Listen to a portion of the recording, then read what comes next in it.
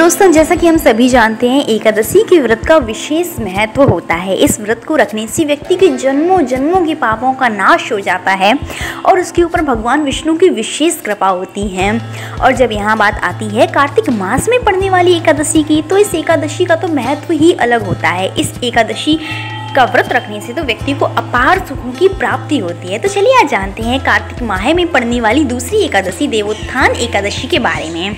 जानते हैं इस बार सन 2024 में इस एकादशी का सही समय क्या है और इसके व्रत रखने के नियम क्या है। और चलिए आज जानते हैं इस वीडियो में इस एकादशी की कथा। तो स्वागत है आपका मेरे चैनल हेमंतिका गुप्ता में। कार्तिक माह के शुक्ल पक्ष में पड़ने वाली दूसरी एकादशी को देवोत्थान एकादशी कहा जाता है। इसे देव उठनी एकादशी भी कहा जाता है। इस बार देव उठनी एकादशी का व्रत 12 नवंबर को रखा जाएगा। यह एकादशी बेहद महत्वपूर्ण है क्योंकि इस दिन भगवान विष्णु 4 माह तक सोने के बाद जागते हैं। इन 4 महीनों में भगवान विष्णु के सोने के कारण या कहें देवशयन के कारण सभी प्रकार के मांगलिक कार्य वर्जित होते हैं। भगवान विष्णु के पुनः जागने के बाद ही सभी मांगलिक कार्य संपन्न हो पाते हैं। देव जागरण या उत्थान होने के कारण इसको देवोत्थान एकादशी कहा जाता है। इस दिन उपवास रखने और कथा सुनने का विशेष महत्व होता है। इस बार कार्तिक माह की एकादशी 11 नवंबर को शाम के 6:46 से 12 नवंबर को शाम 4:04 तक रहेगी। ऐसे में 12 नवंबर को उदय तिथि में होने के कारण देव उठनी एकादशी का व्रत इसी दिन रखा जाएगा। वहीं इसका पारण 13 नवंबर को सुबह 6:42 से 8:51 के बीच में किया जाएगा। अब जानते हैं देवोत्थान एकादशी में व्रत रखने के लेकर कुछ नियम जिन्हें पालन करना बेहद जरूरी है। देव उठनी एकादशी पर बहुत से नियमों का पालन करना जरूरी होता है। इस दिन केवल निर्जल या जलीय पदार्थों पर ही उपवास रखना चाहिए। और अगर व्रत रखने वाला व्यक्ति रोगी है, वृद्ध है, बालक है या व्यस्त व्यक्ति है तो वह एक बेला का उपवास भी रख सकता है। इस दिन चावल और नमक से तो बिल्कुल परहेज करना चाहिए। और जो व्यक्ति उपवास नहीं भी रखता है उसे भी देव उठनी एकादशी के दिन तामसिक आहार जैसे कि प्याज, लहसुन, मांस, मदिरा आदि का सेवन नहीं करना चाहिए। तो चलिए जानते हैं आज देव उठनी एकादशी की व्रत कथा।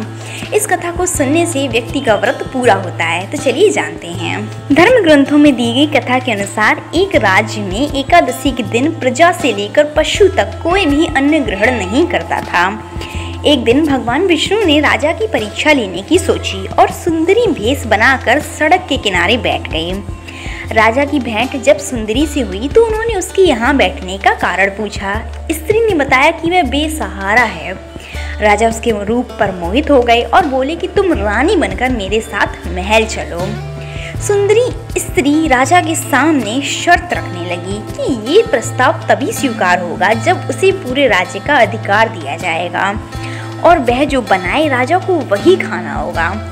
राजा ने शर्त मान ली। अगले दिन एकादशी पर सुंदरी ने बाजारों में बाकी दिनों की तरह अन्न बेचने का आदेश दिया।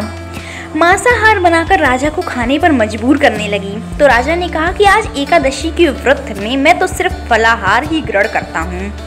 रानी ने शर्त याद दिलाते हुए राजा को कहा कि अगर यह तामसिक भोजन आपने नहीं खाया तो मैं बड़े राजकुमार का सिर धड़ से अलग कर दूंगी। राजा ने अपनी स्थिति बड़ी रानी को बताई। बड़ी रानी ने राजा से धर्म का पालन करने की बात कही और अपने बेटे का सिर काट देने को मंजूर हो गई।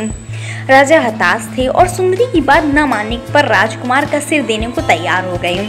सुंदरी के रूप में श्री हरि राजा के धर्म के प्रति समर्पण को देखकर अति प्रसन्न हुए और उन्होंने अपने असली रूप में आकर राजा को दर्शन दिए। विष्णु जी ने राजा को बताया कि तुम मेरी परीक्षा में सफल हुए, कहो क्या वरदान चाहिए। राजा ने इस जीवन के लिए प्रभु का धन्यवाद किया और कहा कि अब आप मेरा उद्धार कीजिए। राजा की प्रार्थना श्री हरि ने स्वीकार की और वह मृत्यु के बाद बैकुंठ लोक चला गया। बोली विष्णु भगवान की जय हो।